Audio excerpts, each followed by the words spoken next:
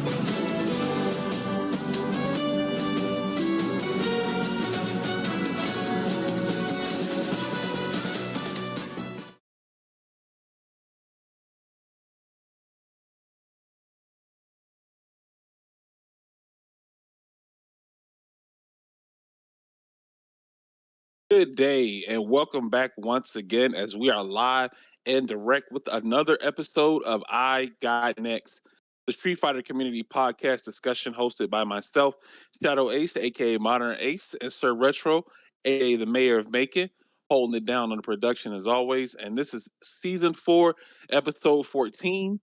We are right there near the finish line for season 4 here on the show today, and we got a special guest with us for this. But before we introduce them, we want to remind you, as always, if you missed out on a previous episode, please feel free to check them out on Reboot Retrocade's gaming YouTube channel. Then select the tab that's labeled podcast for that season 1 through 4 playlist with full episodes all available on YouTube.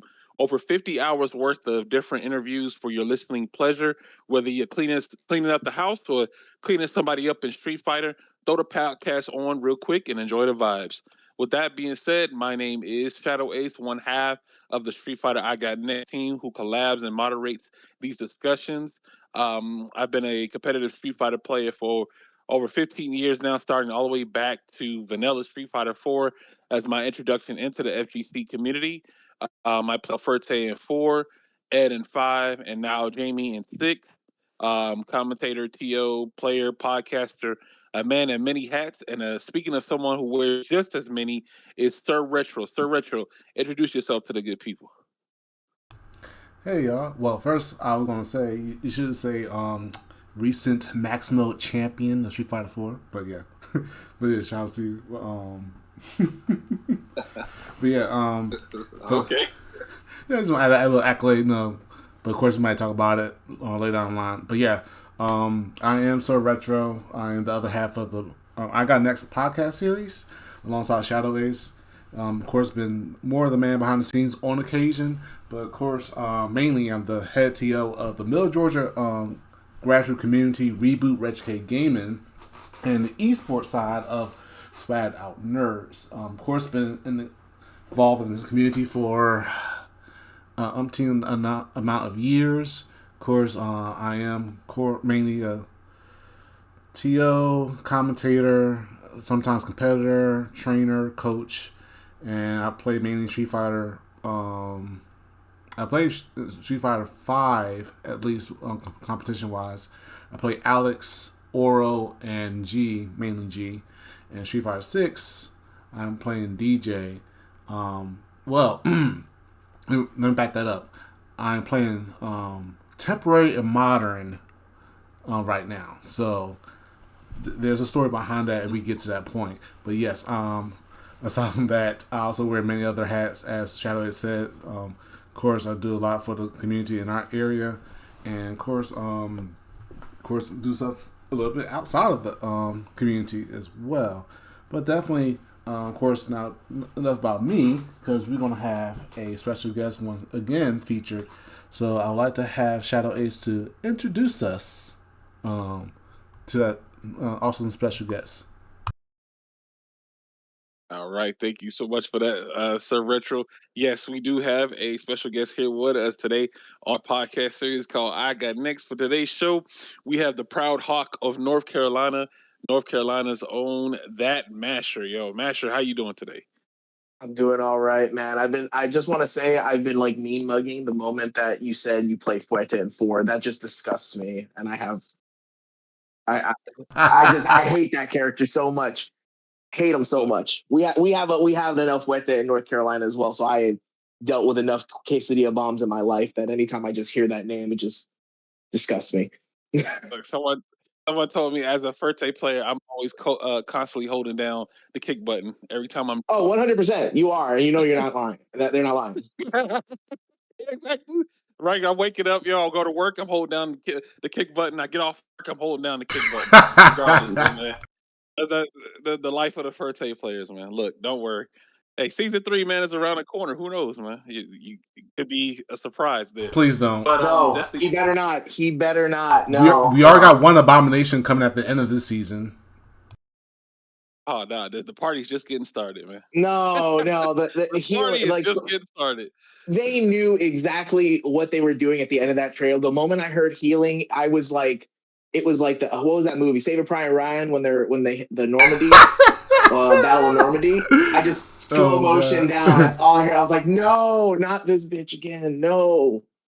I like how they specifically highlighted that as an aspect of the character because they knew they saw people complaining, well, not complaining, but they saw people talking about it and kind of knew that all right, if we don't show healing, they're gonna think she's not gonna have it. But the plot twist is we're gonna make it be the last 5 seconds of the video, and the marketing team said, "Bet, let's make it happen." And then all hell broke loose after those last 5 seconds. Yep. So they know the social media team knows what's going on out there. They see it. Okay. So So can I be 100% honest on this? Like I have no real issues with Elena since Street Fighter 4, minus other people, because T Hawk actually beats Elena in Street Fighter 4. I That's stand by that. hilarious. That is hilarious. She can't actually. She has to only do EX. Her EX DP is the only thing. Like if she tries doing regular DP, you can always it'll never autocorrect, and you can just stuff that. Once she makes a mistake, she's grabbed, and she just has to deal with that nonsense. Like people can tell me I'm wrong on it, but I've never ran into an Elena in 4 that made me want to pull my hair out, even though I don't have hair anymore because I'm bald now. But the point is, it never frustrated me like she does in like Third Strike. Huh, that's interesting. now that's definitely an interesting take. I feel like that is almost the Blanca versus T Hawk territory on that matchup. Like I've heard people say, "Oh, this is the worst matchup in the whole game." If you talk to somebody else, they'd be like, "Nah, it's not the worst. Yeah, It's because not." Wait, I'm gonna tell you why. they were saying T Hawk Elena was the worst. No, T Hawk versus Blanca. Oh no, that is 100% the worst matchup. You have to play that a See, certain way. You have that to play see. that a certain. Mm-hmm. There used to be an old YouTube reposit of like matches if you wanted to look it up. I don't know if you saw the Shadow. You probably did, but it was a site that you can actually look up matches and it would aggregate matches based on a character that won. So like if you wanted to look up like Ryu versus Ken, you could look it up and look up matches where they lost and where they won. I don't remember what it was. It was years ago, back when Street Fighter 4 was around. But I remember looking up T Hawk Blanca for win, and no videos were found. And I was like, "That's some bull. That's some but bull." he needs a gun. All right. Oh, he does. 100%. 2 guns. Right. There you That's go. two You break guns. that down. You talk to somebody and they say they'll. I cannot. I'm trying to remember the person I was talking with about that because we were just talking about like this bad matchups, like what's a bad matchup, and for this, that, and the third, and of course the universal discussion was that She-Hulk versus Blanca, but the person was like trying to break it down. Well, you know what? It's not actually this. All you got to do is this, trying to throwing science and mathematics and equations. and formulas all into it to try to figure out like, nah, it's Oh, not actually that bad. by the end of Street Fighter 4, I willingly only played T-Hawk in 4.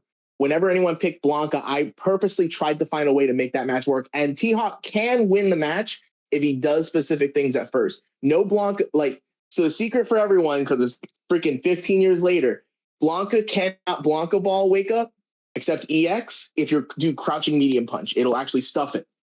So if you stop a Blanca from being able to do that one time, it seems to shut down their brains because they don't know what the hell to do. And they just proceed to just go, what's going on? I don't actually have, I never seen this character do anything else except Blanca Ball against a freaking T-Hawk. And now they don't know what to do because they don't know what works. And it's the best thing in the world when you break up Blanca's mind after abuse and abuse and abuse. Because I thought But they you have just to play a certain. Blanca Ball. Yeah. Blanca Ball. Yeah, just Blanca Ball. So the moment they try to wake up Blanca Ball and they don't realize because they don't have the meter yet for EX, their entire world is shattered. And I just brings joy to my face. And then I have to make sure I win the first match. If I lose the first match, you lose. It kind of falls in line, kind of like higher level third strike play, where I have to make sure your meter is lower by the end round. Because if not, it's near impossible. And could he DP the Blanca Ball? Like yes, but it's gotta be a super hard read, and it's gotta tend to be EX. Okay, it's gotta be. Is the safer option is to go with this EX? Yeah, because they can just wake up and they can wake up and hop back, and they'll be safe. And then at that point they're already charging up a Blanca Ball, and they'll just punish me in. Now I'm back. The same song and dance. Okay.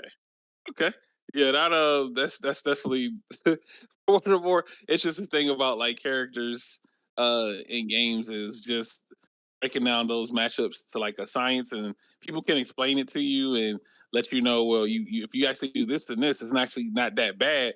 But then it has you looking at it at another light, and you're like, well, I didn't think of doing that in that situation. Like, how many people knew about you can stuff it out with that particular button that you had mentioned. So that's just certain things you can, nuances that you could just kind of like get together, and maybe you see it a different way now that you had that knowledge. But for sure. yeah, I'm move on. We're going to go ahead and start our panel here.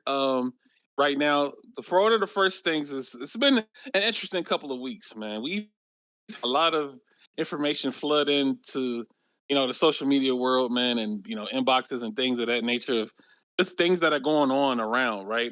One of the big things, of course, with SNK being the center focus of this whole universal like attention that is being brought to their game. City of the Wolves. Much success their launch. They've done a phenomenal job on marketing. They went above and beyond what people probably was expected from an SNK title. And I've said, money talks. Big shout outs to the newly revived SNK. I mean, they got money. They just casually just dropped over $4 million announcement for their SNK titles.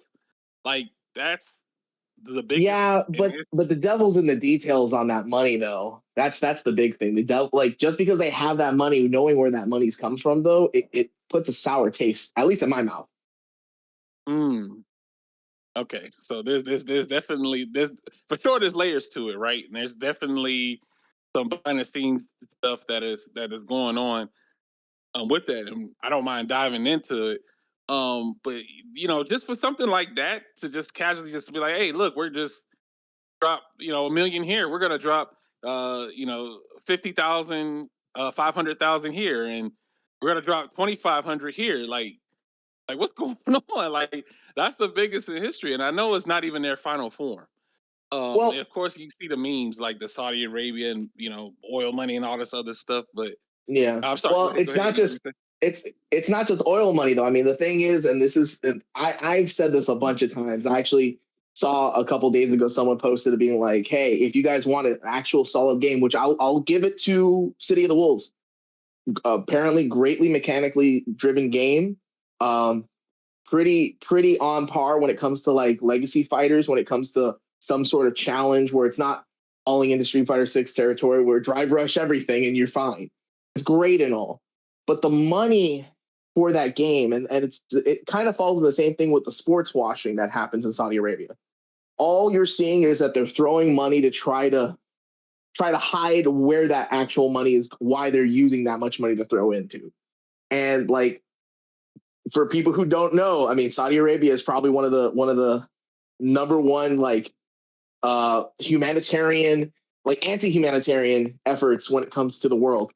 I'm not speaking for players. I'm not speaking for most people in Saudi Arabia, but for sure the government, especially the crown prince and the entire royal family of Saudi Arabia, they're not good people. They've done a lot of horrible things, and with the sports washing that they've been doing, now throwing all this money as well for their games to be able to be like, hey, this is why you guys should be playing these games. It just feels like it's all encompassing, trying to just make it so they can kind of squash everyone out, because Capcom has a lot of money. Nobody's got enough as much money as like the Saudi crown prince. Nobody. And I think knowing that, at least for me, knowing the things that they've done, and I'm not going to go too far into it, but knowing that, it kind of just sours the entire thing. Because I love Garo. Garo Mark of the Wolves is one of my favorite games of all time. I'm Cuban, so like already being Hispanic, SNK is like my shit. But but it's so hard to really want to sit down and play these games knowing where the financing comes from. That that is there's definitely some, I don't want to say blood money. I don't want to use that term. Yeah. I say like strings attached. I would, yeah, this, oh my gosh. Yeah, like Sam Show, like KOF 15, like City of the Wolves. It's just, Combo Breaker. They did the 41K in a pot, and 28K in a pot for the Brussels Challenge. Like, ever since the Saudi Arabia acquisition, the company has changed. Like, it's like I don't know, man. They just went really ham on the marketing with the City of the Wolves. It was, boxing. It was in the center of a boxing. It was sponsored on a boxing event, WrestleMania advertisement on a bus. I mean, I'm telling you, like, Yeah, it one was day in we're the gonna get center a of the City of ring. the I Wolves. was watching WrestleMania, and every time they just looked up, it was right there. I'm like, it's crazy. It's crazy to see that, specifically knowing SNK's history, but it just sucks. It just sucks as no one that knows at the very least the truth of it. Mm. Like, they just think, okay, it's just a good, it's a fighting game. Go buy it. Is the Yeah. advertisement, but there's so much layers that go on with that. Like, I already know. Like, I feel like this is just the surface. It's a scratching the surface. I mean, I think there was already like an esports island thing that's in the works too. Yep. That was I didn't hear purchased. about that, but I wouldn't be surprised. Could be Mortal Kombat. It was like 280 million. Like they trying to do an island, an esports island. I'm like, wow, this is wild. But I'm telling y'all, one day we're gonna get a City of the Wolves breakfast cereal, and it's gonna be flavored with Buster Berry and Raging Raspberry. Okay, all right, that is the name. That is what it's going to be in the cereal. What's going to All right? piss me off is they're going to have little toys, and there's going to be a T-Zoc one, and I'm going to just have to go. Yes, sir. Fine. God damn it. So you're a T-Saw hater too. No, I love T-Zoc. I'm a grappler player all the way through for every game I play. Bet. So like it's. Oh yeah, it makes sense. It's a problem. So like if they. And I was wondering, like, I've seen the marketing go this hard. You also, like you said, mentioned like there's a hidden message there. Like, would City of the Wolves even have the same player base if it did not have all this marketing? Absolutely. I don't not. think it would. I don't think it would. Not. Mm-hmm. No, it sucks to say it, but the thing about it is, I haven't touched City of the Wolves, no beta, no nothing. So I'm assuming though it's got very high input. What was it called? Words. I'm blanking right now. It's Sunday. It's my day off, so like my brain normally is like off. There's a lot less forgiving inputs, just like most SNK games. And I think that's what's always kind of held SNK back compared to Street Fighter, is that just like someone can shoot a Hadouken. You try doing like just a basic super in like King of Fighters 13, and you're going to probably be scared you're going to have carpal tunnel by the time you're 30. So it's just, it's always kept it so back. But like the fact that like all this money is putting forth on it, that's the only reason it's actually going to even have a chance. And quite honestly, I think after a while it's going to go away still. I think there's still going to be some issues. Like, I'm not sure. I remember during the beta, there were people complaining about the online. I don't know if the online's gotten better. If anyone here has played it, who Yeah, knows? yes. It has gotten better. I mean, okay, so then that might at least keep it better. But I do remember hearing about like the lobby setups and stuff was like abysmal. Yeah, Well, you gotta yeah, like add people. They gotta send you a code or something like that to add them to your friends list to join your lobby or something like that. Like it's not yeah. a The direct lobby. Yeah. invite. So the lobby system. Awesome. Shout out to Nintendo. Yeah. So the lobby, and of course, Shout out to friend codes. I'm all right. Because like, well, the lobbies, the navigation overall still needs work because that cursor is terrible because it's basically you're controlling a mouse, but using the controller to control the mouse. So not even on PC you can control it like a regular sense. Yeah. So like that's how you maneuver on the lobby menu with a mouse. It's weird. That's kind of crazy. That's kind of crazy. And I was thinking about it like how the previous like titles did not have this level of support. Like some people didn't even know Sam Show existed until it went on sale with the DLC. Like I know Capcom only has like Street Fighter 6 at the moment. Like people were shocked when the 1 million was announced for that for the Capcom Pro Tour, but then SNK said, watch this little brother, watch this little bro, and just drop the 4 mil out of that with these announcements. I mean, it would be nice to see the pot bread get thrown at the Capcom titles too as well. Like I don't know, just imagine a $50,000 Project Justice or a Power Zone tournament or something like that. Like we talked in the past about how like money moves people. Like what happened to the thrill and the love of the game. Like only a few don't care about the money, and some just want to play because there's money because there is an incentive. Like deep down, you know that the people who are playing that are really talented players, they may be just doing it just because of the money. They's like, Yeah. hey, if they're gonna do this, if I don't mind picking this game up, if they're going, if they're offering this crazy amount of money for it. But I feel like that seems to be the direction on the current state of fighting games is it's money. It is what it is at the end of the day. Yeah. I mean, Money talks.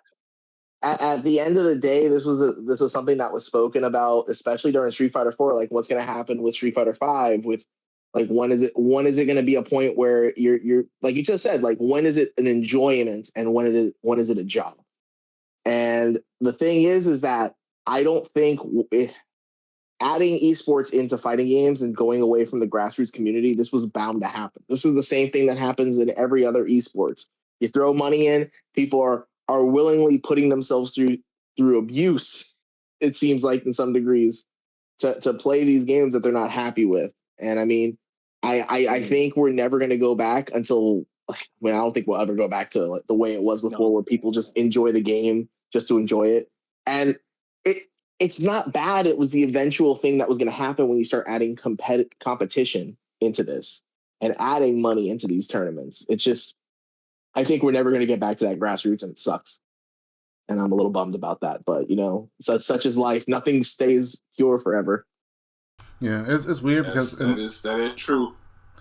because like in an ideal perfect world, it would be nice where we would have the grassroots concept ideal like the culture like existing mostly, but have the amount of resources and money to have basically a grassroots tournament like small 30, 40 people whatever, but the prize money is $10,000 for a local tournament.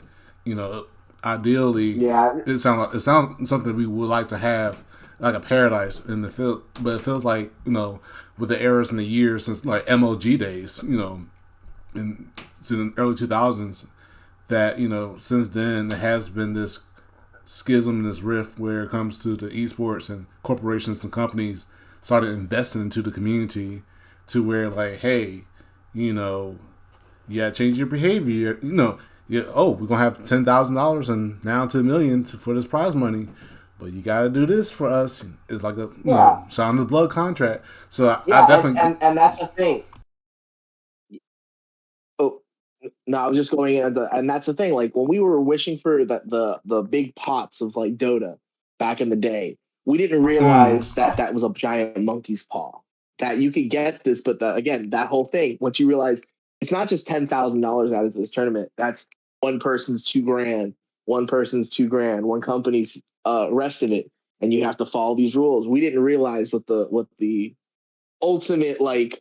You'll get it, but this is your cost, and it's so counterintuitive to what the FGC is, because I have definitely seen some things that if we're ever brought up from like Street Fighter 4 would get people canceled from being able to run some shit just because of how it would get sometimes. And that makes you think, right? Like how the you flash again, like you said, how back in the day that this was kind of like a foretelling of what was gonna happen in the future. Because I do remember a conversation I had with somebody back in that time period where people were just originally just playing just for the love of the game. They didn't really care too much about the money. It was just about the environment and the event. Right, they showed up. You have 40 to 50 something people at locals and stuff like that, and it was a great time. But nowadays, people, I mean, hey, they're not coming out unless there's money, unless there is money, to be earned. Like if you ask somebody if they're gonna go to this local, they'll probably tell you, no, nah, I'm doing something else, nah, nah. And I thought I was okay, maybe it's just the age type thing, but no, it was there's like, oh, okay, they're not gonna show up.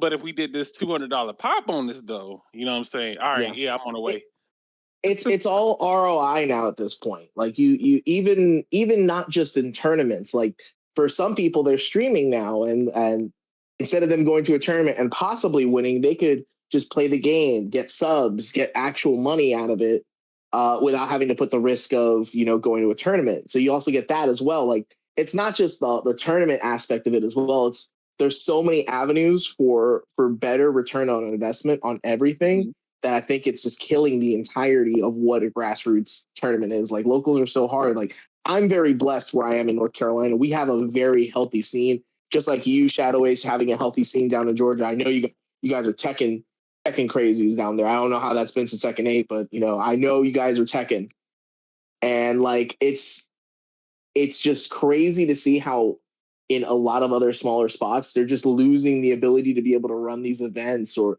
there's too many events being ran online as well, or people are just doing streaming now and they're doing their own online events, or just streaming in general, just making content, and it's killing the grassroots element of it. And it's money. Like at the end of the day, like I said, either going to tournaments to make the money or going on Twitch to make the money. And why go out to a place that you're probably not going to get anything? The sad part is like, yo, I could make what I would have made if I went to this tournament just off of just the strength of streaming. And Yeah, it's like, yeah, that's what it is. That's the kind of error kind of hit there. It's like there's not too many of these events and there's venues left. What was the East Coast Throwdown? They just announced that they're not having it this year, and it's kind of yeah, that was up in the crazy. air. Yeah, and it's kind of up in the air on what it'll be like for 2026. But if you think about like that, how that long, how that event has been running, I mean that event has been there since I was like in high school. That's how it's a much older event, but it's been around for so long, and just seeing that, saying that yo, it's a possibility that the doors might close. But KIT, the last KIT was just a few years ago, and that was an Yeah, older event, and it's just we're trying to go into that era where these events are starting to shut that door, starting to close the doors now because of course nothing's going to last forever, right? So you got to yeah, deal with what's available. If you do have a scene in your area, you're blessed. Like you said, you're blessed to have a healthy source of offline competition because online isn't always it. Online is not going to give you that same feel and reaction to versus an offline event. Not to take anything away from people that run the online events. It's just that the offline environment, it feels like it's kind of dwindling down a bit. Um, yeah, People are not really as motivated to travel or compete as they once were. And if they are going to compete, there has to be money. There's got to be yeah. money there. Period. So it's just I don't think it's like the thrill or the love of the game is like kind of not there anymore. If that makes sense. Maybe it was just me because I was kind of just paying attention and looking at things and just listening to people's conversations and reactions to things and they they just need money to come out to play. Um, but yeah, I mean, the current state of fighting games, you kind of look at it as the direction that we're heading into. How people now that we're in like kind of the social media era, like people are being like a bit more vocal about what they want out of fighting games and what the content of the games are. Look at the whole debacle with Tekken 8 Season 2, like how that whole entire saga kind of panned out. How many people got blocked and the That outrage and yeah, the disgust and just seeing whole Arsalan all Ash of that. get blocked by freaking Harada was probably like like I was just flabbergasted. And it's so insane. Like yeah, what you're talking about there, like just Yeah, it's that. I mean, we have delays in Street Fighter 6 content. We got Mark of the Wolves with their marketing and special guests. We got that what's that game on the horizon? You know what? Hold up. What was the name of the game that people got so hype about when they heard about it, but then over time nobody talked about it anymore? Wasn't it 2HKO? oh yeah, Double that yeah the Riot one. The Riot one, right? double KO as they name it. Yo, yeah, the double. What happened with that? Is it because of the roster? Didn't they say something about like Oh, it'd be the like roster was too small or something? yeah, starting 10 champions apparently. Project L, yeah, Project L. Okay, Well, I remember that game being talked about like in the middle of Street Fighter Five. The audacity of being able to say, "Hey, we're gonna work on this game," and they've worked on it for how many years at this point? It's got to be 6 or 7, and you're gonna only come out with 10 characters. Just get the hell out of here. That's ridiculous. mm-hmm. And then what is that? And then Impact game that's about to come out too this summer. That too as well. That that didn't get too much eyes on it. I mean, people will play it to enjoy it, but I don't know. It's like I feel like fighting games are kind of like in a weird spot right now, where like it's money or nothing, right? Like it's content. Like if the game doesn't have the content or the funding behind it, it's doomed. Or am I Yeah. tripping? Or is that?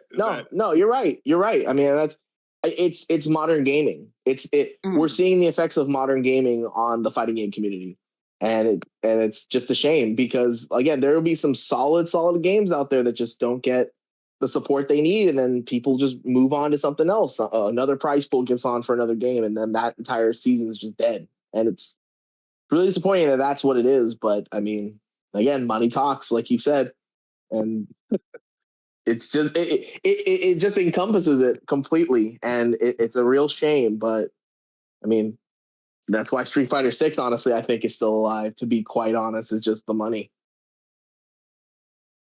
yeah, I mean, it has a it got the millions and millions of copies, being sold, so it's still there.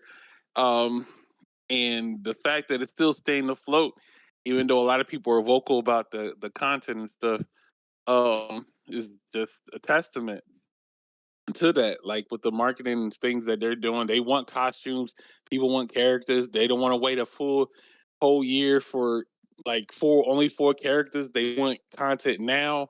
They're screaming. They're upset that Elena got to come out 2 months in 2 months, but we're gonna blink and June 5th is gonna be here anyway. But Um, here's the thing with that DLC roadmap too. I actually talked to a couple people about that. It's the same roadmap as last year. So everyone like was up in arms with Elena, not realizing that like Akuma came out at the same time, and then like a month later we got Bison. And I didn't see anyone really complain about it when it was Akuma to Bison. And then also how long it took from, was it Ed before Akuma?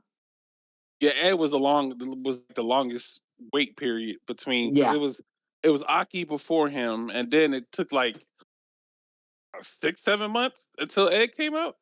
It was like That's February, if I It recall, took a that Ed while. came out. Yeah. Okay. And then after that, like Akuma came out, and then a month later, we went right into the next character.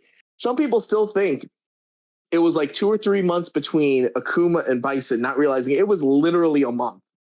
Like if you look up the dates, it was a literal 30-day period. And so everyone losing their mind with how long. I knew Elena was coming out at the end, like at the beginning of June. I knew it. I just didn't think it was going to be because of the Switch 2. But yeah, no, it's the exact same roadmap. I don't. It just confuses me why some people were expecting Capcom to be better communicative when they haven't been better communicative since the beginning of the beginning of Street Fighter 6.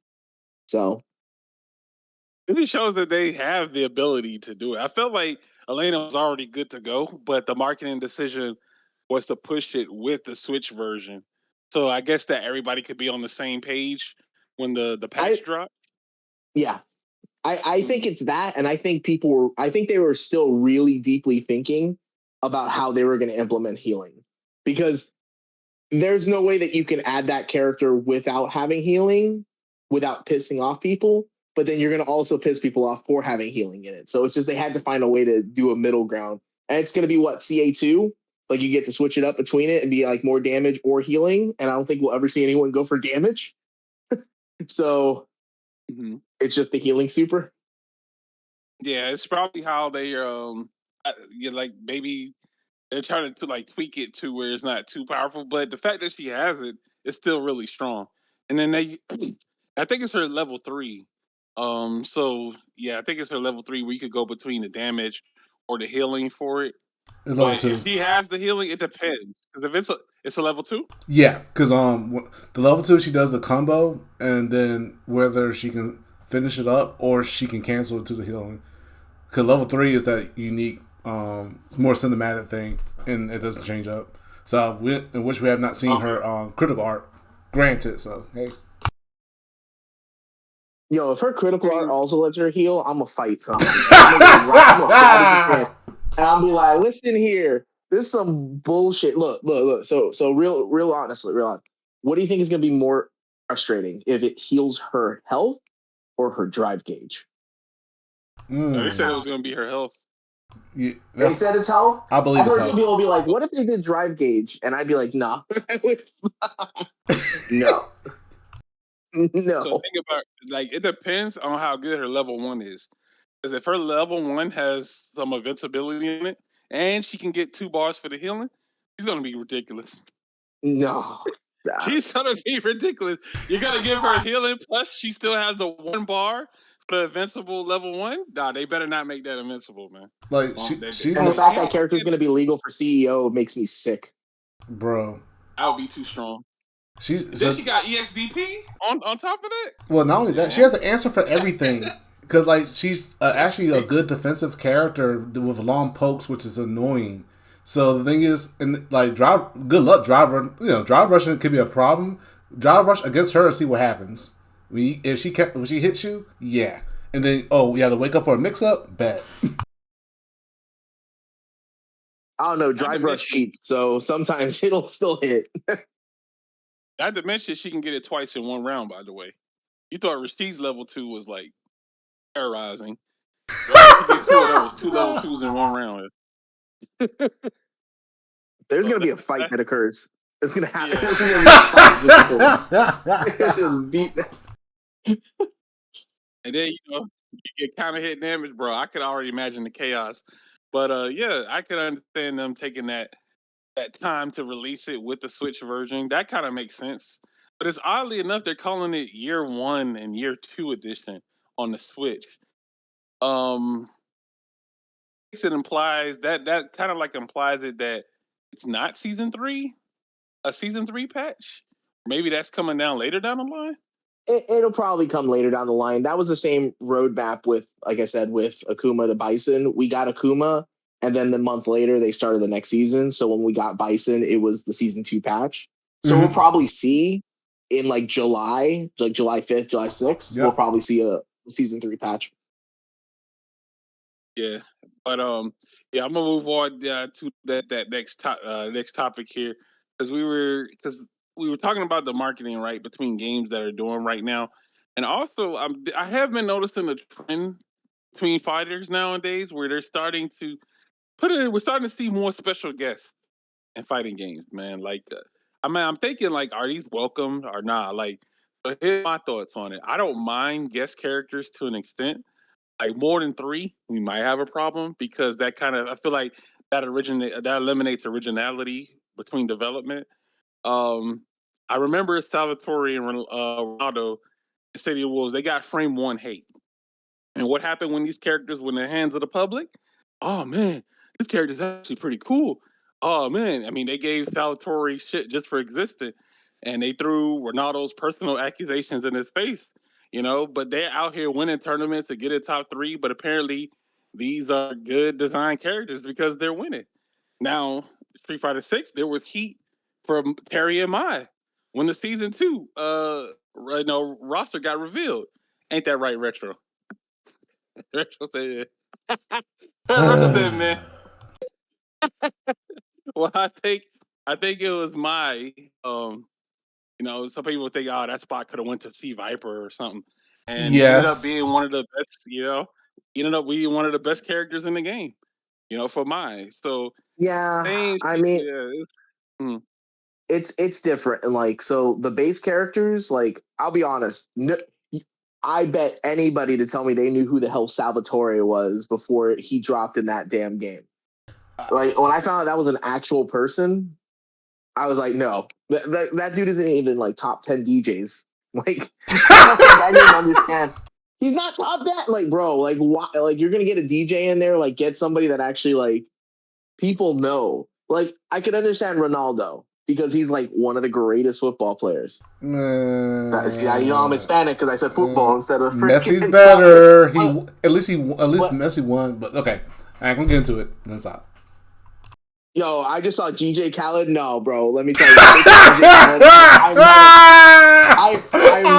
I might have just said screw my morals and play just because I could have gone on the microphone and just get another one. Like I would have just been no. Because he would have been a grappler. He would have been a grappler. Bro. He grabs you. That's what he says. Another one.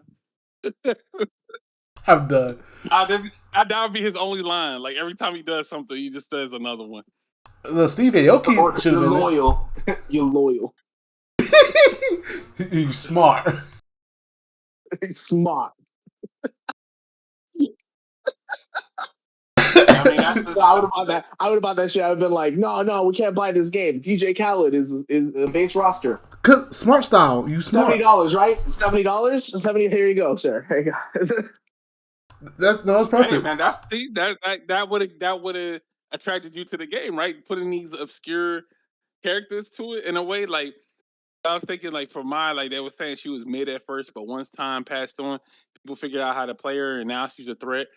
But like, do you feel like guest characters take away from the identity of the game, or is like an effort to get more people to play because of the guest characters? I mean, I would have to ask why City of the Wolves went that route. I think for Street Fighter, like having one guest character wouldn't have been terrible. I didn't purchase either of them. Again, same thing I said before. I'm not going to support SNK, so I don't have those characters on my system. But like, there's no reason why half of your new characters in a season are two characters that were built by another company. It just makes no sense to me. I kind of fall in the same route. Like it could have been Sea Viper. It could have been a grappler. We haven't gotten a single grappler as in we have? No, I'm saying I agree with you. Yeah. Thank you. Yeah, yes. No, yeah, we haven't gotten a single. Yeah, we haven't gotten a single extra other grappler. And so, like, what's going on that we're not going through it? I feel like Street Fighter V, they did a really good job with that, where there was at least an archetype for each character each season. I don't think the last season had a grappler, but I mean, every other season had somebody that could fall into that grappler spot. And yeah. I feel like that's what you should be doing for a season pass rather than trying to work out getting two characters that are essentially the same character. Because Terry and Mai kind of play the exact same.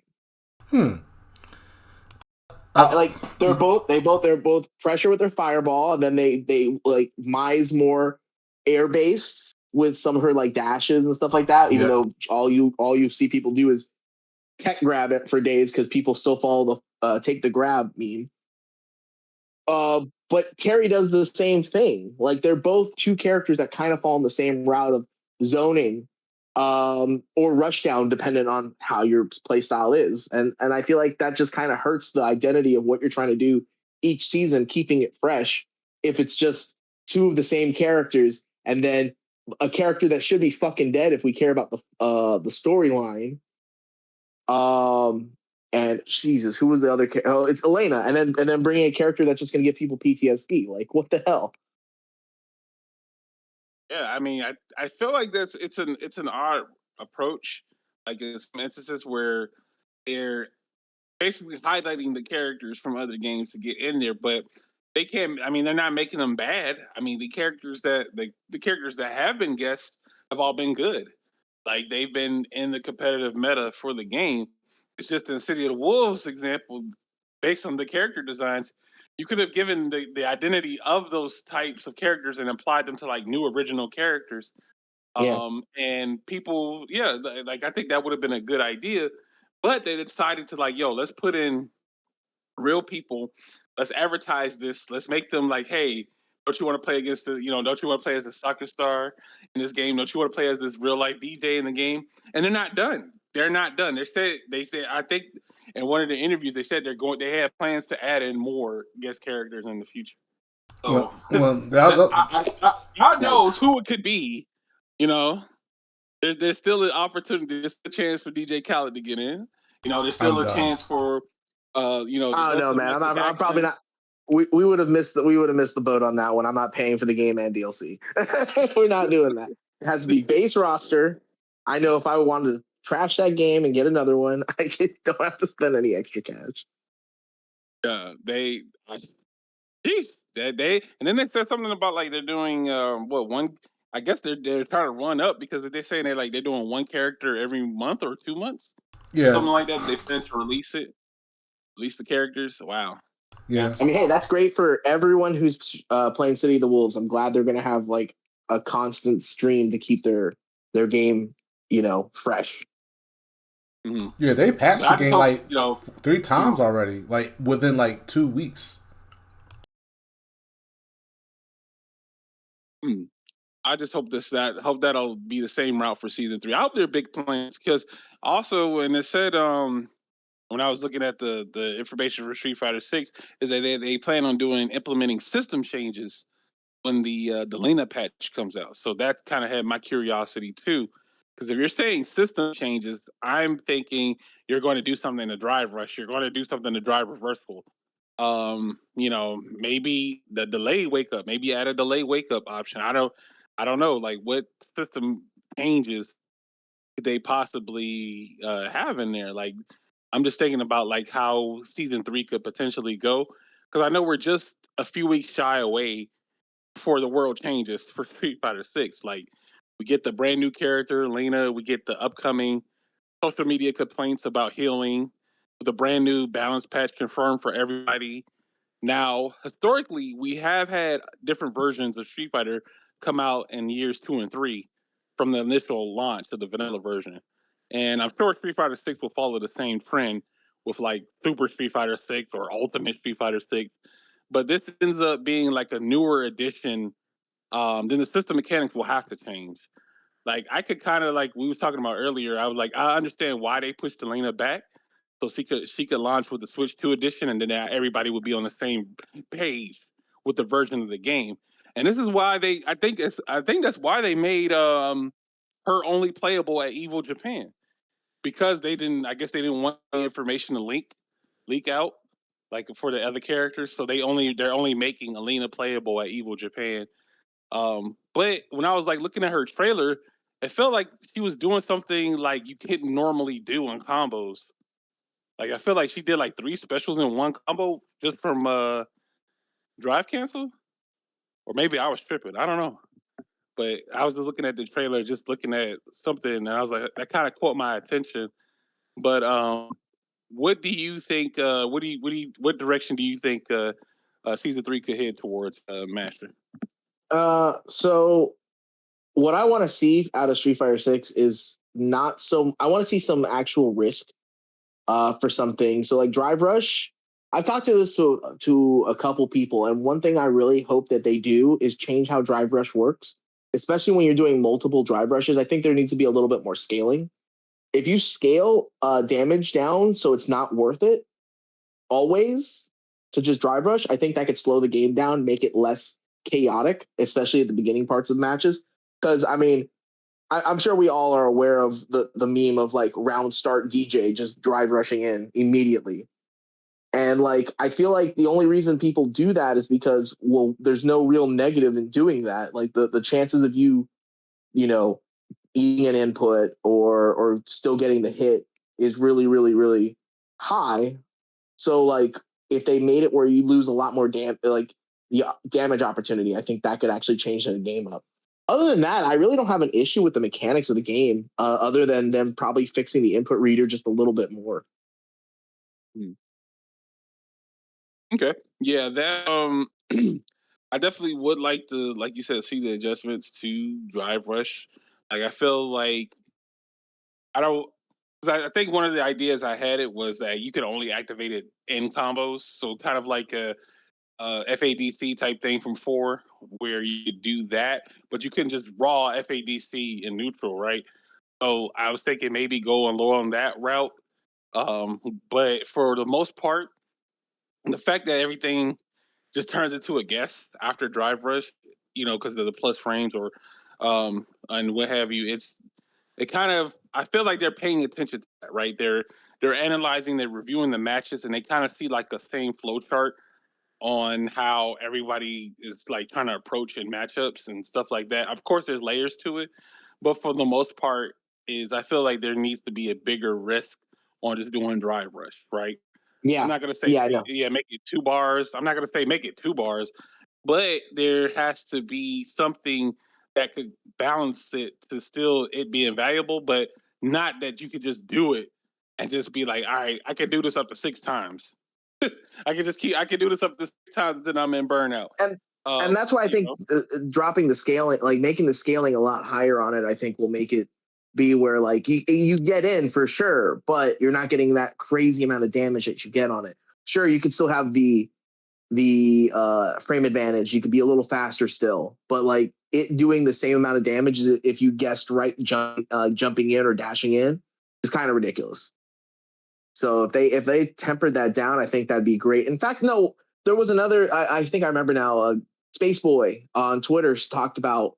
I think it was either him or somebody else talked about probably changing Drive Rush, where maybe if you got hit by no drive reversal, it could lock you out of drive gauge for a little bit. Something like that could also probably change up the defensive game of the. Where like if you get hit with it, you like 5 seconds or so, you're not able to use drive gauge. That would be pretty interesting. I think that could help change the game, add a little bit more risk to it. mhm. Another thing that I was thinking about, like how in Street Fighter Five, right, how everyone's drive reversal is kind of different. Mm-hmm.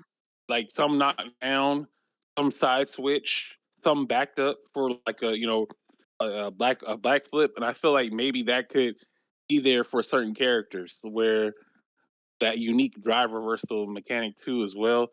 Um, like how Ed when he did his reversal, he side switched. Like Vega did a backflip. Some of the drive reversals knocked down, some didn't. So it's kind of interesting. I think Armika. I remember Armika. I had said this way back when, where I was like, "Yo, Armika low key got the best reversal in the game, free." The best reversal because it gave you a knockdown and then like it reset it to neutral, so that was like really strong for Mm-hmm. her to have that. But I feel like that gives characters more of an identity versus just reversaling and then okay you get punished for trying to do that. But it had that identity for the characters. I think something like maybe a unique mechanic for everybody, like every character, to have something different. That's also could be a interesting change too as well. Mm, I thought like air parry.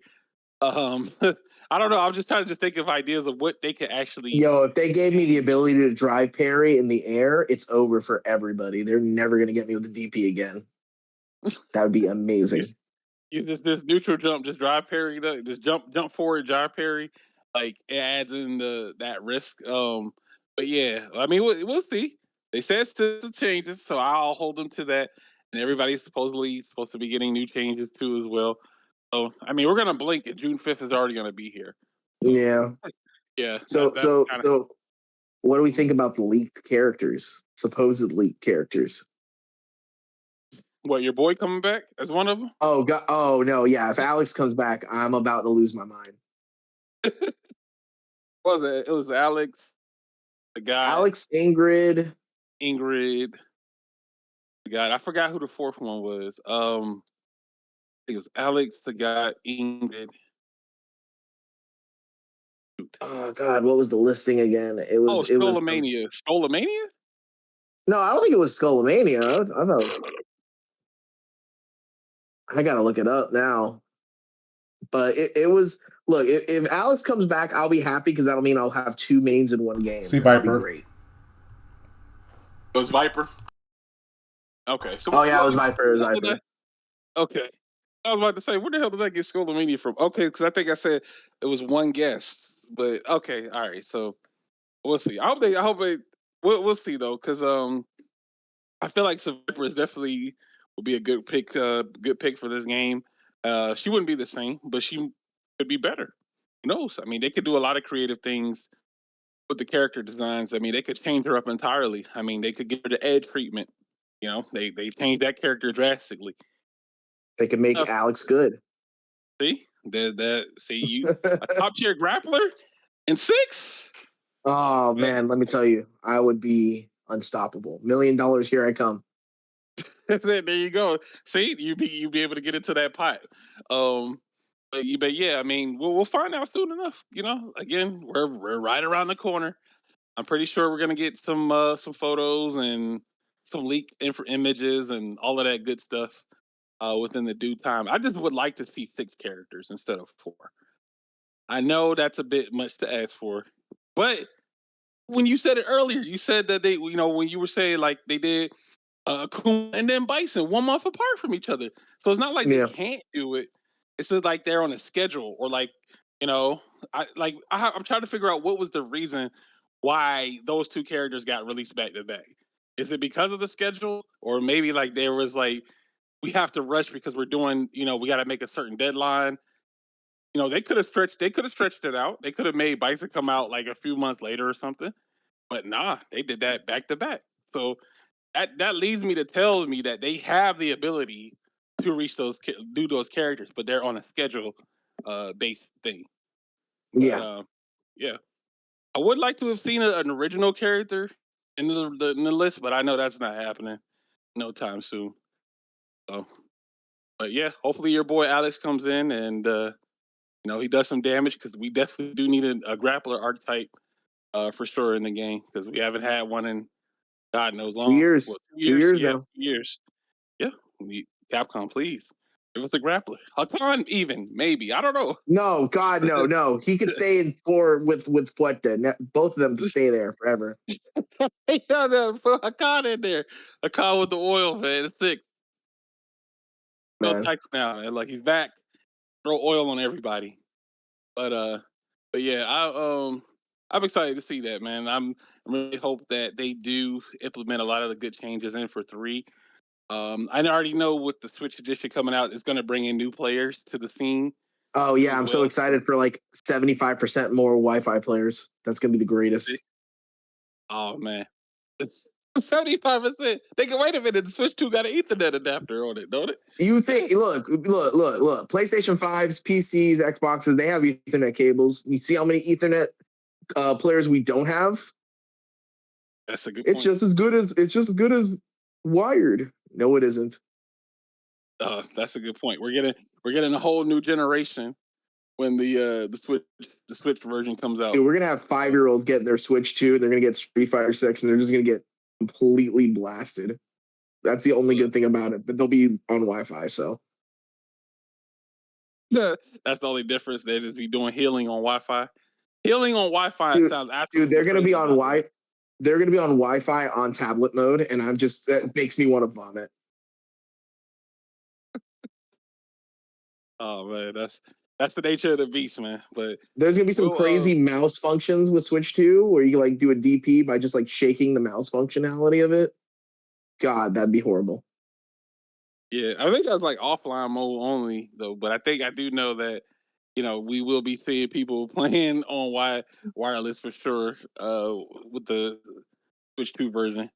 But yeah, it seems like they got the schedule because I feel like definitely the character. I felt like she was definitely going to come out sooner, but they decided to just push her back, promote the game, like promote the Switch version, which made sense. It made a lot of sense.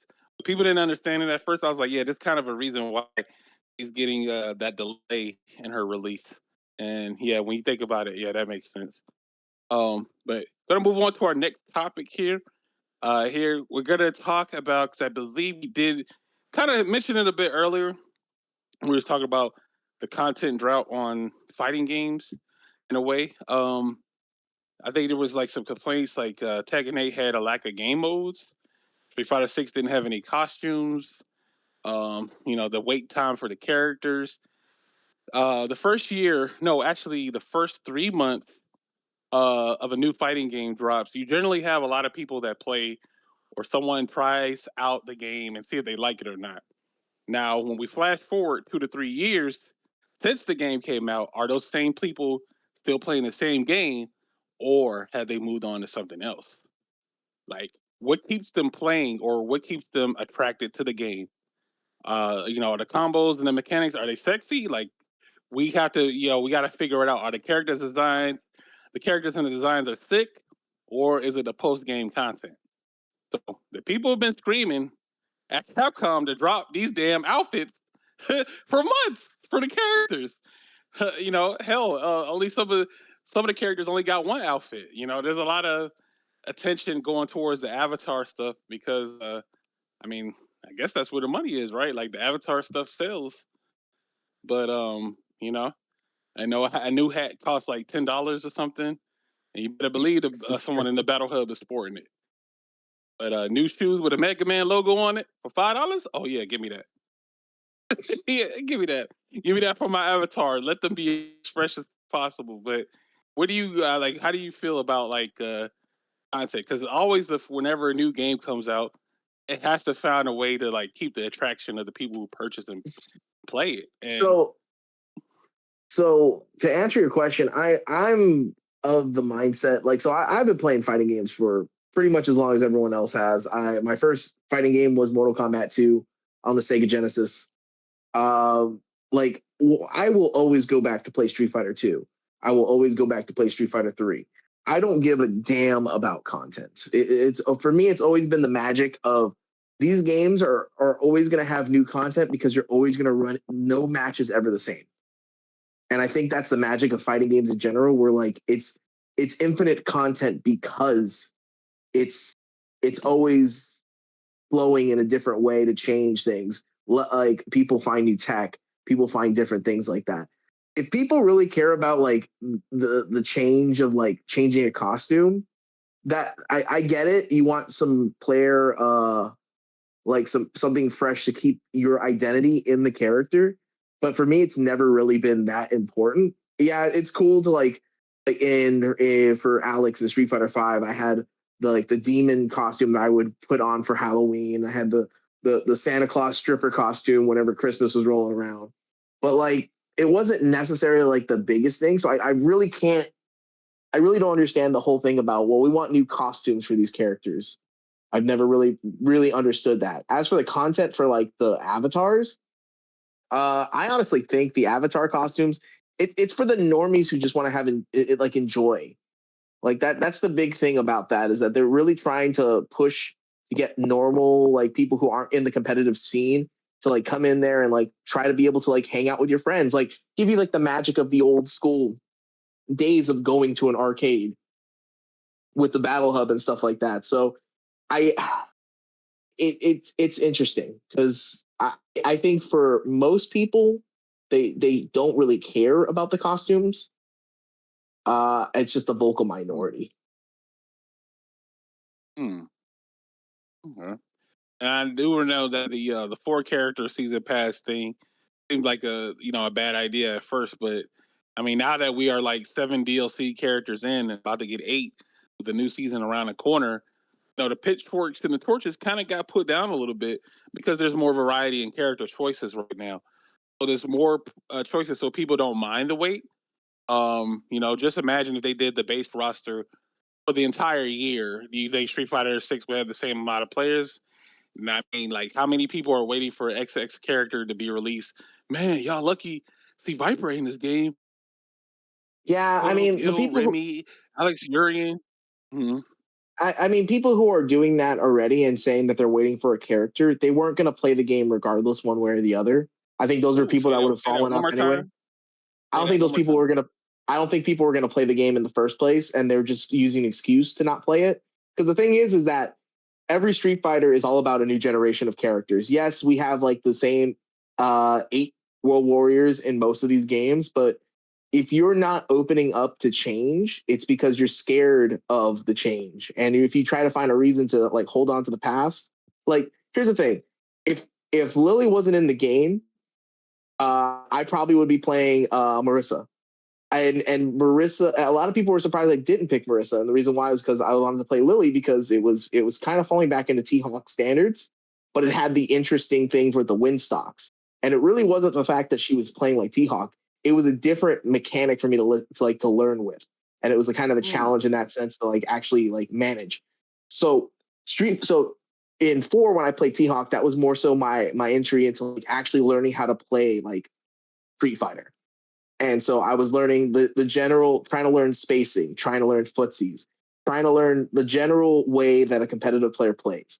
With Street Fighter V, I started originally with Ryu because a lot of people told me that I wasn't doing well with my neutral at the time in 4.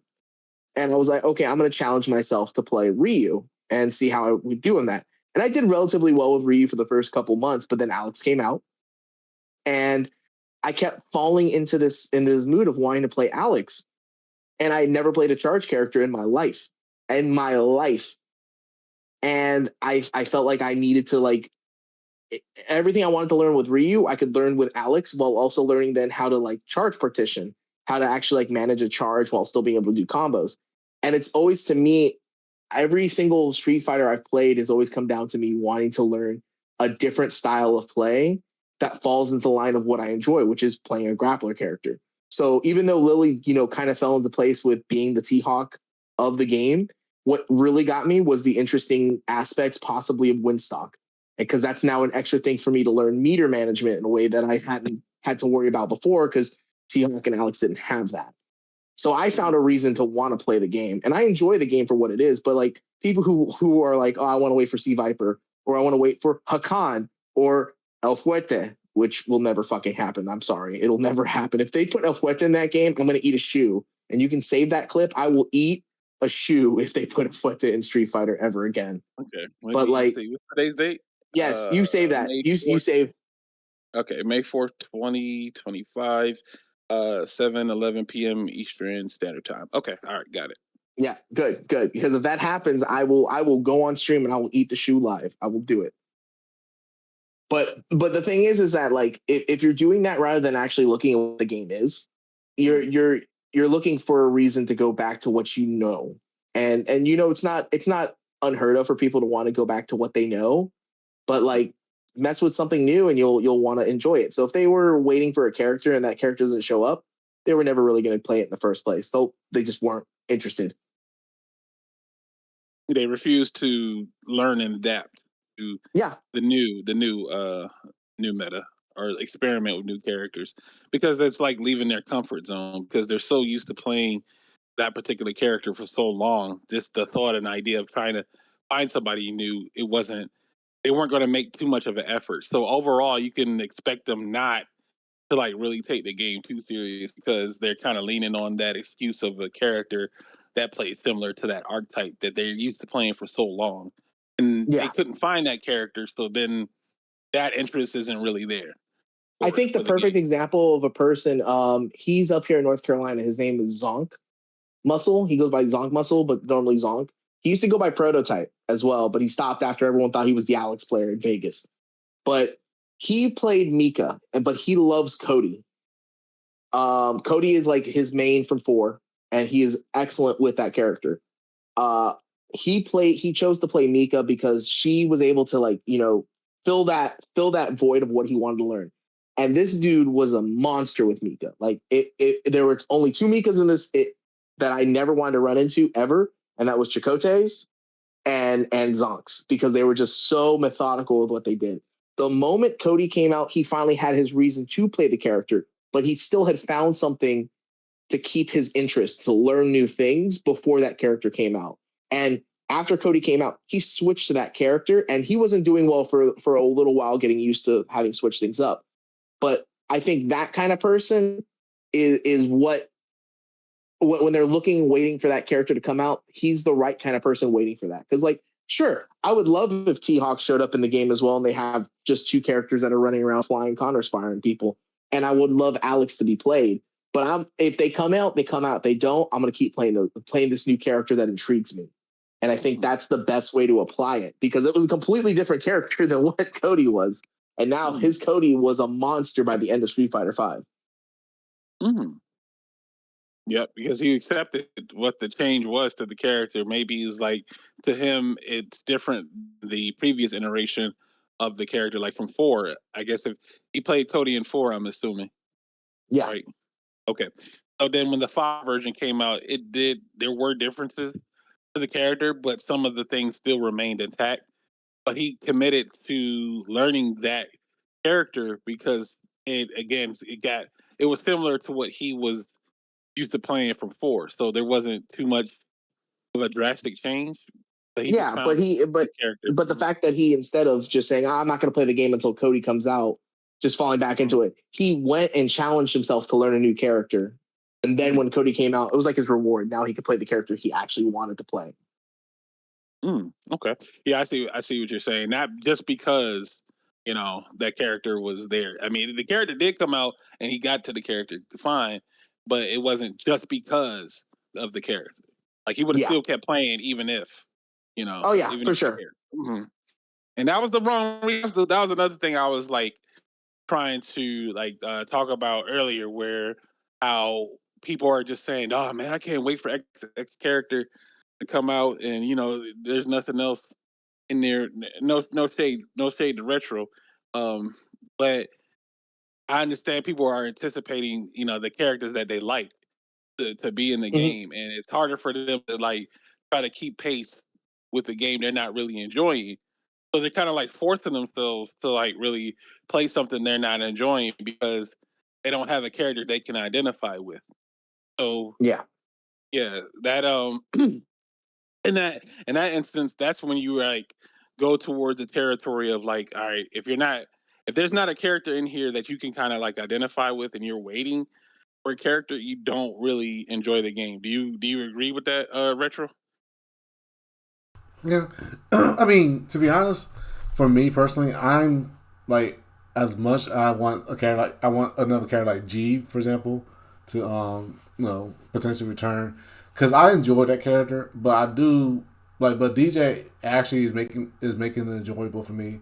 Like he keeps it really fun, because I actually did play DJ back in Street Fighter 2, and a tiny bit, a bit in Street Fighter 4, even though he was terrible. And the way they made him in this game made him so much enjoyable. So I am kind of point where I just don't want to play just one character. But I found the rest of the roster not as interesting. And granted, technically, because I am playing modern, I'm kind of learning other stuff.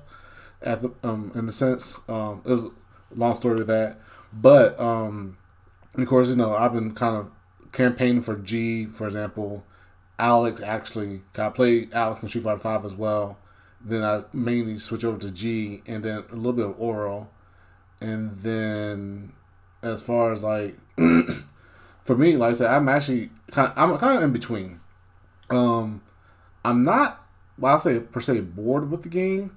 It's just that Max can say that I'm kind of limiting myself in the type of interest I have for the game, because what I want to see and have for the game. Like, if this character's not in the game, I may not want to play it. I wait till maybe that character I want comes out. But at the same time, I'm like, you know what? Let me see what I can do. Because what I might try to do normally, if there's a fighting game that I want to play and want to enjoy, but it may not have a character that I want, I would try to like give it a shot and like try to, if I had time in the world, just lab other characters and just like kind of learn that way, at least to understand the gameplay. Because if I find the gameplay interesting and the concept of the game really good, I actually enjoy it and I will play it. Fatal Fury, actually, perfect example. Granted, I play T-Zoc, but I don't have that big interest of like, you know, if they have a certain character that I like to be in that game, you know, that's fine. Like, but I actually play the game because the game is actually fun. I may not fully invest into it, but I actually bought the game to actually play it and to enjoy it. And for the fact I have to wait for, you know, I want to wait for a character or something I want to enjoy the content even more. You know, it's I can understand on both sides where it can be like, you know, kind of daunting. Like, you know what, nah, I don't want to play this. I'm bored. You know, or you know what, I'll try to stick with it and hope that, you know, I get what I want, you know, in the end. So, which I'm pretty much on the latter at this moment. Because, like I said, as much as I know, I like to have G.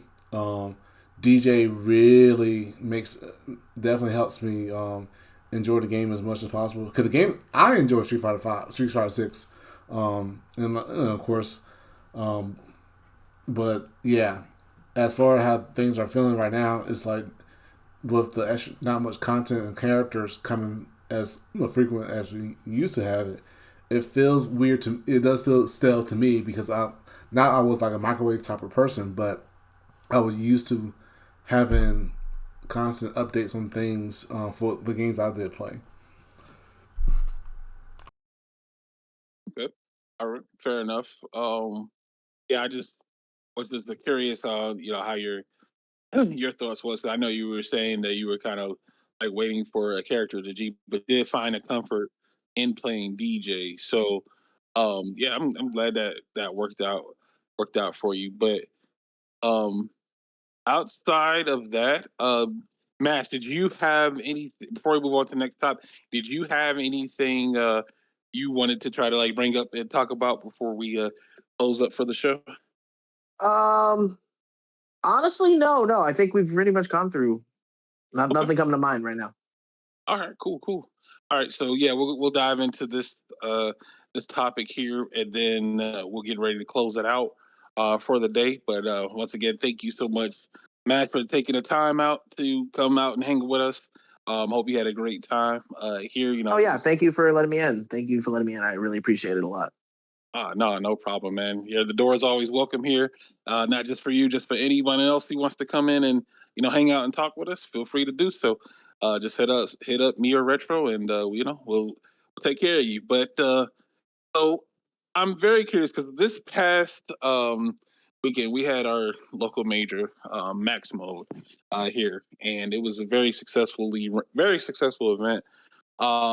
And it was, I just, you know, I had an amazing time, man. Seeing old people meeting new ones, playing games, and just seeing the overall production of the event um, over the course of the 3 days that I was there.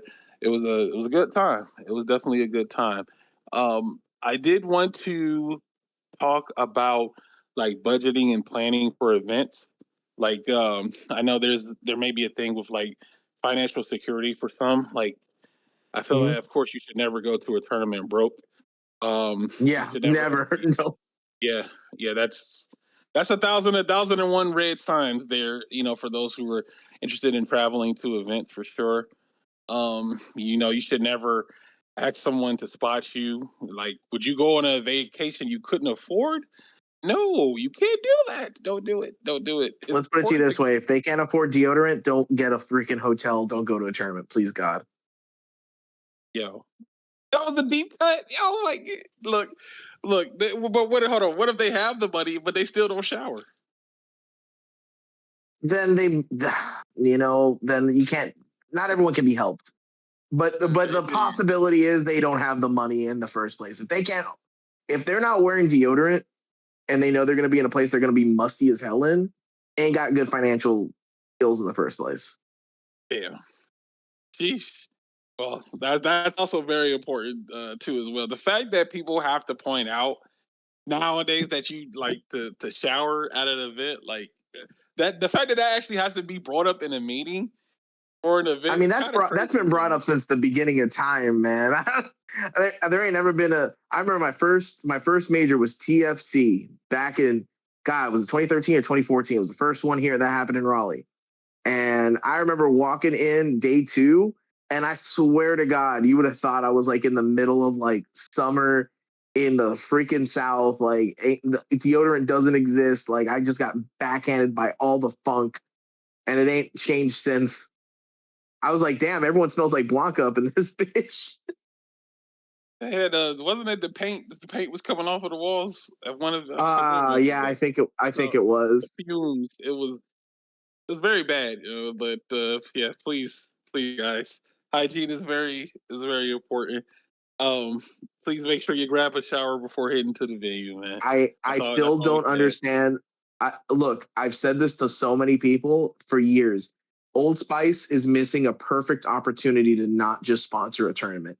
Just sponsor a tournament. You bring a bunch of Speed Stick, Old Spice, whatever. You're saving everyone's nostrils and you're getting the word out about your product. Like I don't see why that has not happened at a single tournament yet. Sponsor a bro. one sponsorship sponsored by shampoo.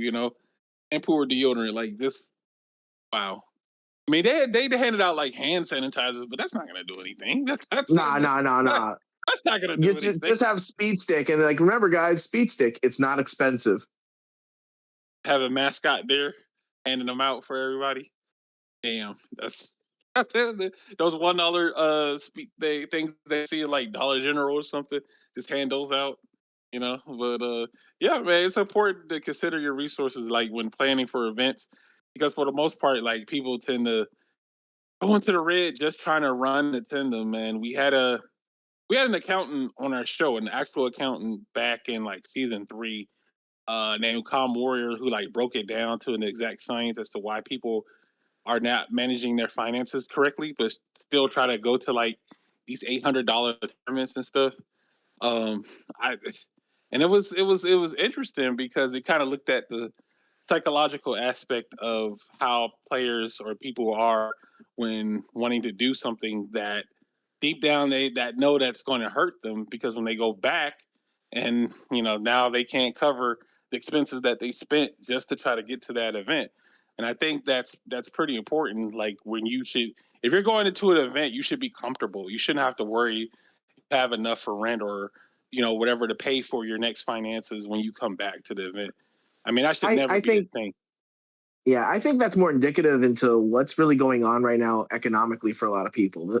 A lot of these people that are still doing that, though, and minus the deodorant jokes and all that aside, I mean, these people have just come off of about 3.5 years of being in self isolation, and now we're in a world where people have probably like been introduced to fighting games, or people just been out of touch with people, and we're dealing right now. I mean, Jesus, the tariffs that are going to be coming up soon that are just going to be monumentally like just hurting everybody. These Mm, people are trying to come out here because they're probably trying to just get like some human connection, and it mm, is kind of heartbreaking. Like I see the side definitely of being responsible, but sometimes you can be responsible enough and then you're just stuck doing nothing but work, and you don't get that chance to escape. You could just blow up. So it's like true.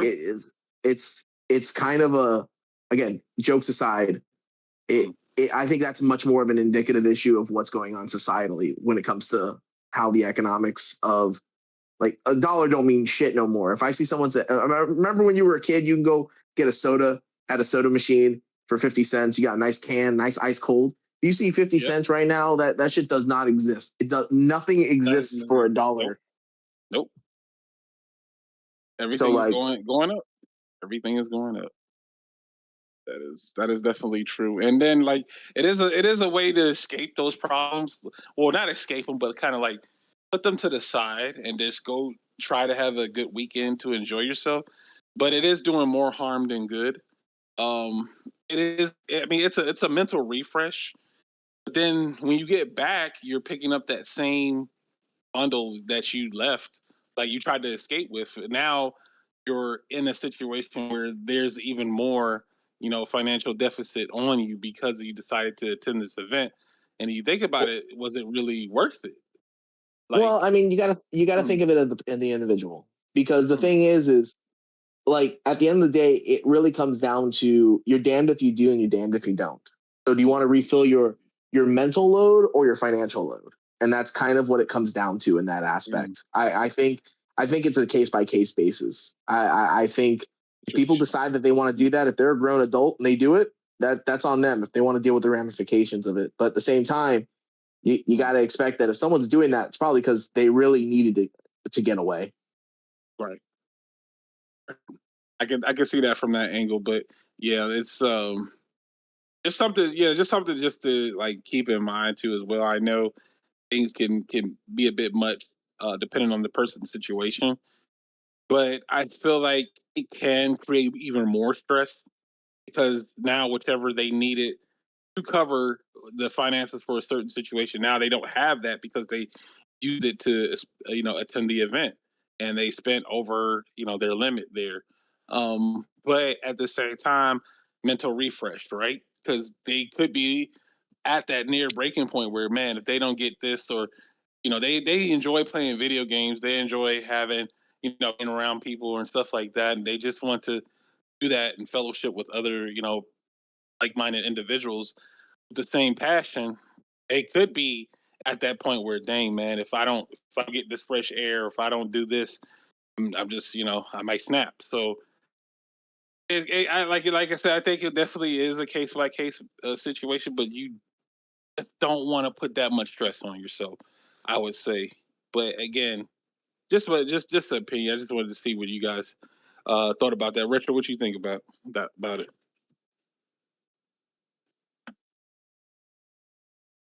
Yeah, I definitely be that. Yeah, I think for like if you don't have the money, like I said, trust me. I'm honestly, obviously, for example, I'm not going to CEO or many of the tournaments this year because setbacks on my end. But and the thing is that with the current environment, we're budgeting and so forth. It's not easy to now travel like we used to. But definitely, the idea that you know if we could, if people, for people who want to go, it's pretty much planning out as much as possible to see how much things cost. Get a travel agent. Talk to people in the area that you're trying to go to, or people who travel a lot, and see, or talk to a financial advisor.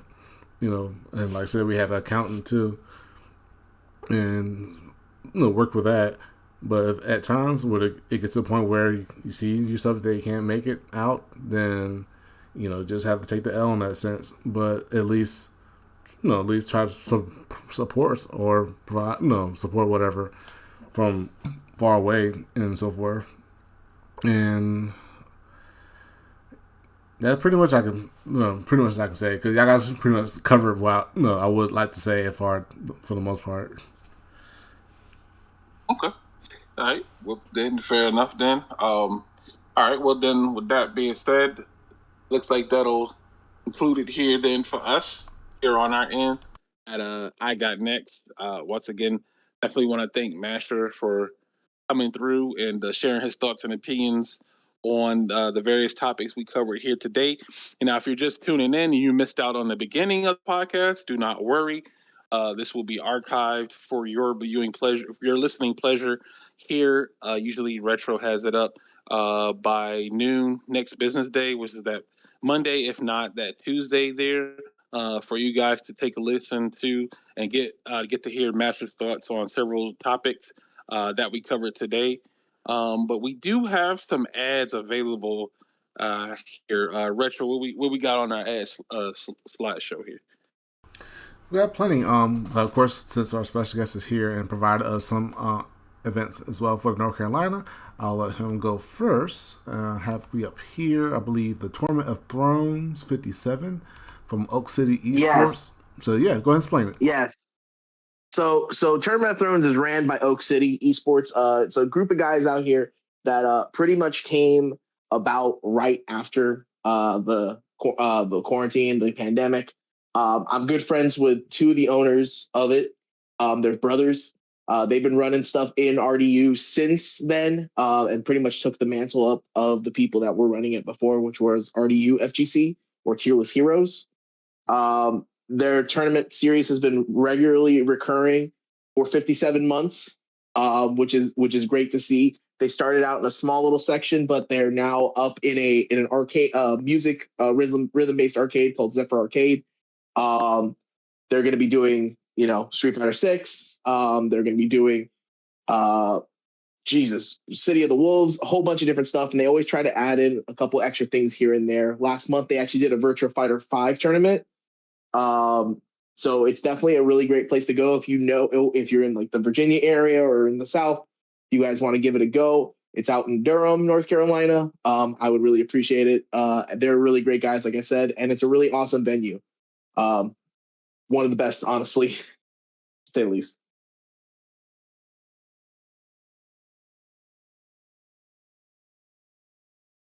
All right, and what's the next one coming up there? Retro.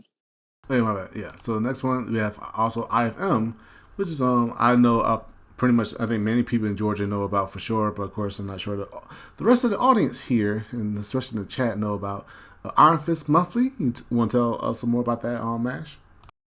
Yes. So Brandon Ometry, good friend, has been running Tekken tournaments out in Greensboro for pretty much about 2 years now. It's a super solid Tekken tournament. I know sometimes they have done Street Fighter 6 as well. I haven't unfortunately been able to go because of real life stuff, but Brandon Ometry does an amazing job with his team to be able to give you guys high quality tournament matches, especially specifically for Tekken. If you all are Tekken heads and are not too angry at Tekken 8's Season 2 patch, I would highly recommend y'all coming out there supporting an amazing figurehead for the state, not only just for fighting game community, but for Tekken. He has done so much for the scene, specifically in Greensboro, that it's under like I cannot say enough how much he has done. I wish I could support more than being able to share this event, but hopefully people will come to it. Again, he does it every month as well. His venues are always spectacular as well.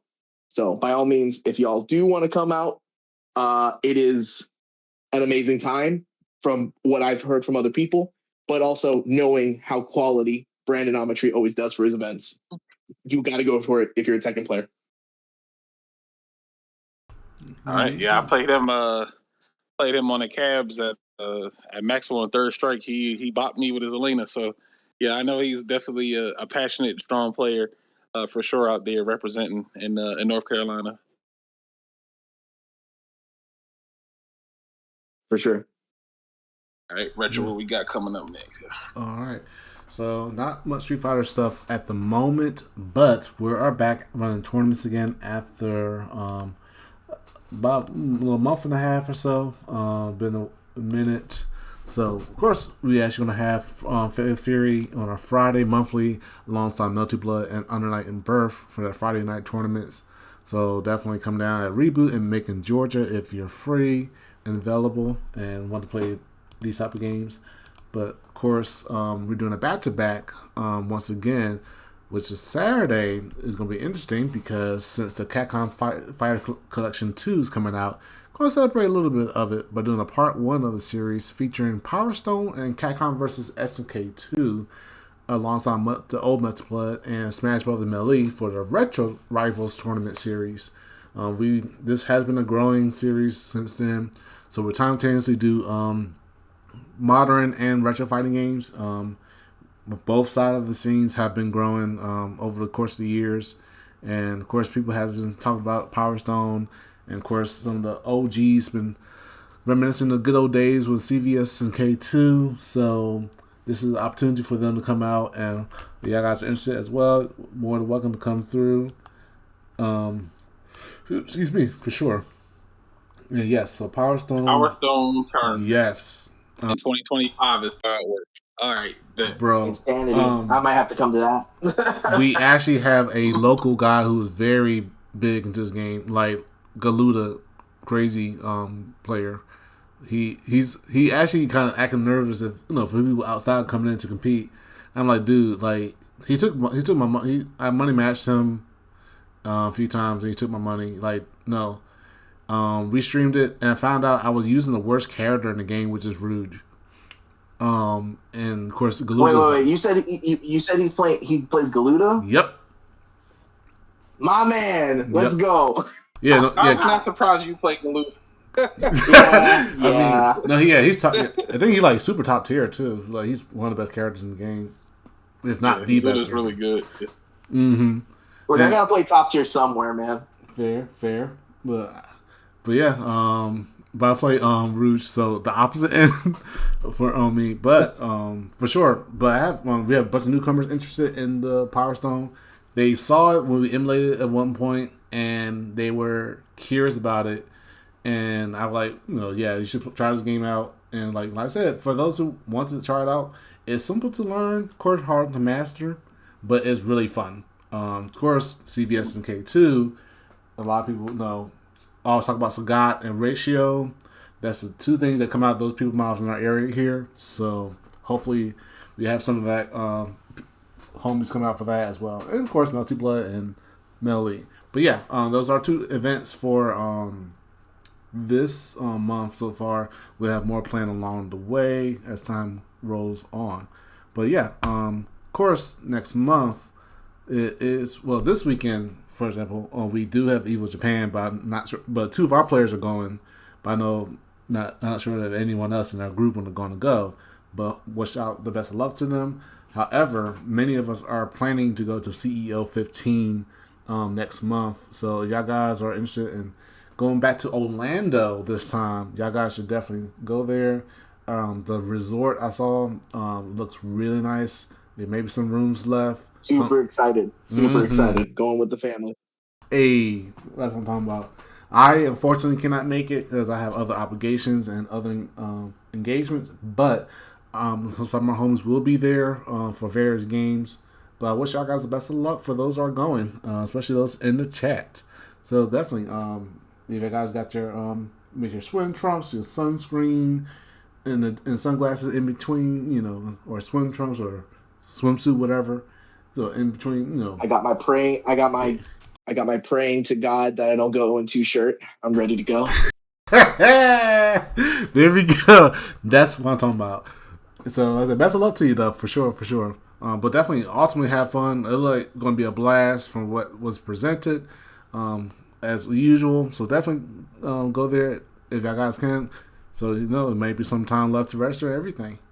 And of course, this was recent a couple weeks ago, and I did not attend this one, but I was glad to watch it, and I'm happy for the announcement prematurely, but in a good way.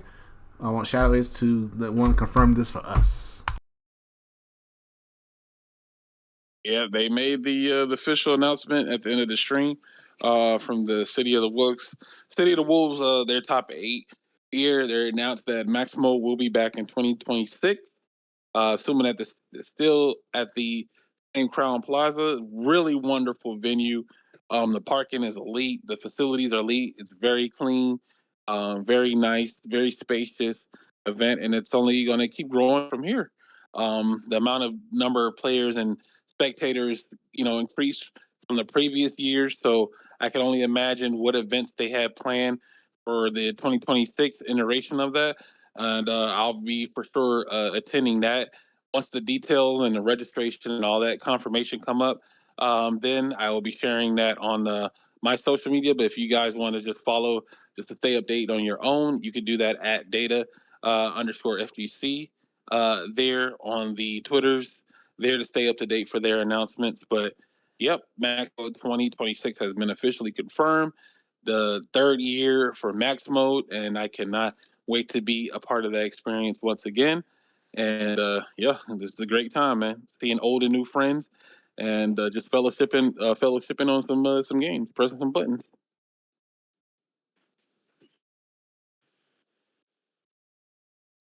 Um, All right, and that's all the announcements for this tonight's episode. So, of course, we'll have the closing remarks and anything else that needs to be said, gotta be said.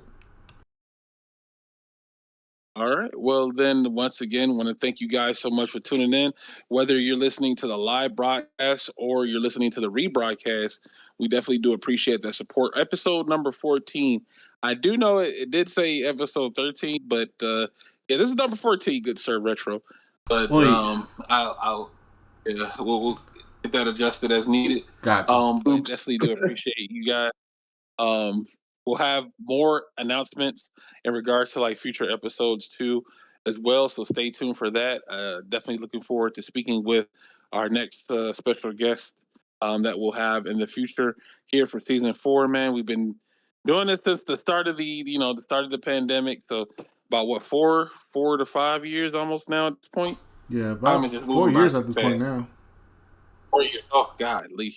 This is just an Just idea, but now we're here, man. But I definitely do appreciate everybody who's taking their time out of their day to come and talk with us. Once again, this episode will be archived and uploaded for your listening pleasure. So if you guys missed out on the few word from the good words of Master, uh, this will be updated on that time, and I'll post a link on my social media. You can find me at Mind of Shadow Ace on the Twitters. Master, where can the good folks find you at? y'all can find me salty posting on Twitter /X at mash underscore 616. I'll sometimes tweet about how dumb some people are in the game, and also if you are bad at if you lose to Lily, it's your fault. There you go. What a message. What a message to tell the good folks. So if you see anybody complain about Lily, is there just one person you can think of right there? There's Masher. Masher's watching. He's watching. There you go. All right. Retro, where can the good people find you at? Well, you can find me virtually about anywhere on social media. Sir Retro08 on Twitter, Instagram, Facebook. I don't. It's Retroc008 on TikTok. By the way, a little bit different. But you can search me up. Actually, I say confident enough to say Google me, and you'll see my name in some sort. Of course, y'all see me on here, and then I also have YouTube as well for my other personal streams and whatnot. But yeah, definitely Discord as well. Find me wherever you can. Reach out to me for anything. You know, hey, I want to be a guest on the podcast. I want to play some matches, or hey, what's I'm in this place. What's gaming scene should I check out? This and that third. Yeah, feel free anytime. So, like I said, thanks for Shadow Ace for the opportunity to allow me to be part of this awesome, amazing series. And like I said, the fact, like I said, it's been at least 4 years already that I've been doing this. And I remember when we first started, it was things were just quiet and simple and not too much going on. Now it's like, oh man, we got another one, and I constantly have so many. I have so many backlogs and other video content. My data on my data storage on my laptop is slowly running out, so I got to clear out again. So that shows how much content for the series that has taken over overall, for sure. This man's making you work and work and work. But no, congrats on 4 years. That's not easy to do. So by all means, y'all doing that for 4 years so far has been that's impressive and nothing to sneeze at. So just want to say that. Thank you, man. Appreciate it. And speaking with you and everyone else, you guys make it. You guys make it happen, man. You guys motivate us to keep it going, and we're just gonna keep moving from here. Hopefully we'll get the run back. We'll get the Master Part 2 for another episode. Hope to have you back for a future iteration for For sure sure. if you're available. Yeah, But no, I'd be happy to. all right, well there it is though. But GG's, man. Appreciate you for taking your time out, Master, on Sunday for talking with us. Retro, where are we going to send the good people?